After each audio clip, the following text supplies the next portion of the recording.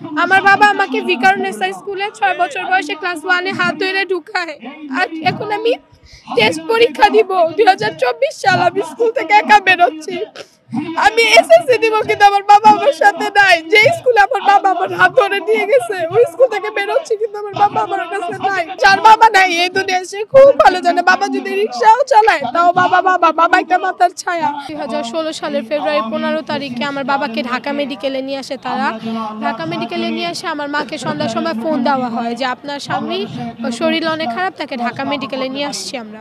তারপর আমার মা গেল, আমার মাকে দেখে আমার বাবা তো জড়ায় ধরে কান্নাকাটি করতেছে। তখন আমার মা পুলিশদেরকে বললো তাদের পা ধরা বাকি, কারণ আমরা তাদের কাছে জিম্মি, আমাদের তো পার্সোনালিটি বলতে কিছু নাই। আমার মা পায় না, তাদের পা পর্যন্ত ধরে। তাদেরকে বললো যে আমার স্বামীর চিকিৎসা দরকার, আমার স্বামীকে ভর্তি করেন। তারা বললো যে না, আপনার স্বামীকে আমরা ভর্তি করতে আনি নাই, আপনার স্বামীকে আমরা আপনাকে দেখাইতে নিয়ে আসছি। আমার বাবাকে ডান্ডা বেরি হাতে হ্যান্ডকাপ পরাই নিয়ে আসছে। যে মানুষ দাঁড়াইতে পারে না তারে ডান্ডা বেরি হ্যান্ডকাপ কেমনে পরায়? আমার বাবা কি চোর? আমার বাবা তো চোর না, আমার বাবা তো ডাকাত না, আমার বাবা তো বিএনপির একজন সুষ্ঠু নেতা। আরে আমি গর্ব করে বলি আমার বাবা আওয়ামী লীগের নেতা না, আমার বাবা স্বৈরাচার না, আমার বাবা সুষ্ঠু একজন সৎ নেতা ছিল। তাকে তো কোনো দরকার ছিল না, সে দাঁড়াইতে পারে না, তাকে ডান্ডা বেরি পড়ানো, সে কি পালাই যেত? আমার বাবা পালানোর লোক না, আমার বাবা বলে না বিএনপির কোনো নেতাই পালানোর লোক না। তারা কখনো কাউকে বুক দেখালে পিঠ দেখায় না। তারপর যখন আমার বাবাকে নিয়ে আসে, আমার মা যখন বললো আমার মাকে তো তারা দিবেই না আমার বাবাকে ভর্তি, তখন আমার মা তাদেরকে ঘুষ দিল। আরে পুলিশ যা, তারা তো ঘুষ খাবে।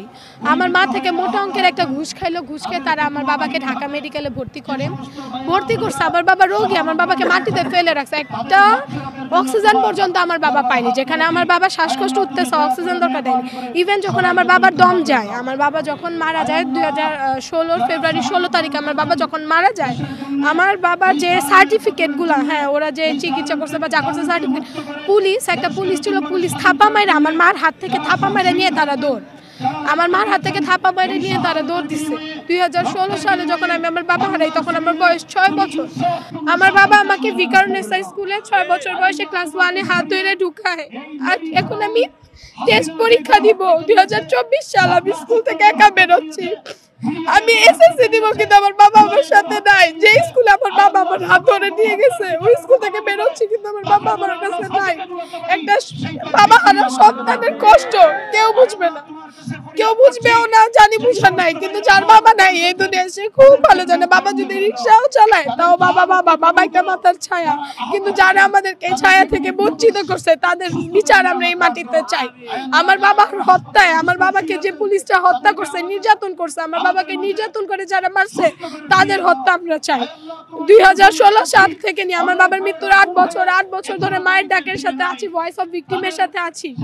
আমরা থাকবো যতদিন পর্যন্ত আমার বাবার হত্যার বিচার না চাই। আমাদের ঈদ শুরু হয় কিভাবে? আমাদের ঈদ বলতে কিছু নাই ভাইয়া। আমাদের ঈদ শুরু হয় নামাজ দিয়ে, কবরস্থান যাওয়া দিয়ে। আমাদের ঈদ নামাজ পড়ে সেমাই খাওয়া দিয়ে শুরু হয় না।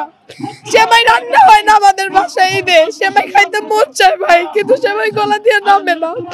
ওই টাইমটা না সেমাই দেখলে তো মনে হয় কি আমাদের জন্য তো ঈদ না, আমরা কেন সেমাই খাবো? ঈদের নতুন জামা বলতে আমরা জানি না। ঈদ, হ্যাঁ ঈদ একটা মুসলিমের জন্য ঈদ সবচেয়ে শ্রেষ্ঠ একটা দিন, কিন্তু আমাদের জন্য সবচেয়ে একটা দুঃখের দিন। ঈদ বলেন, শবে বরাত বলেন, জন্মদিন বলেন, আমাদের জীবনে এগুলো নাই। আমরা ঈদের দিন নামাজ পড়ে কবরস্থান যাই, আমাদের হচ্ছে এটাই আমাদের ঈদ না যে আমরা সেমাই খাবো, পোলাও খাবো, এগুলো আমাদের ঘরে চলে না। বাবা হারাইছি তো বাবা হারার কষ্টটা জানি, চাবো সকলের কাছে চাবো যেন এই কষ্ট আর কোনো সন্তান না পায়, এবং আমার বাবার হত্যার বিচার আমরা নিয়ে ছাড়বো।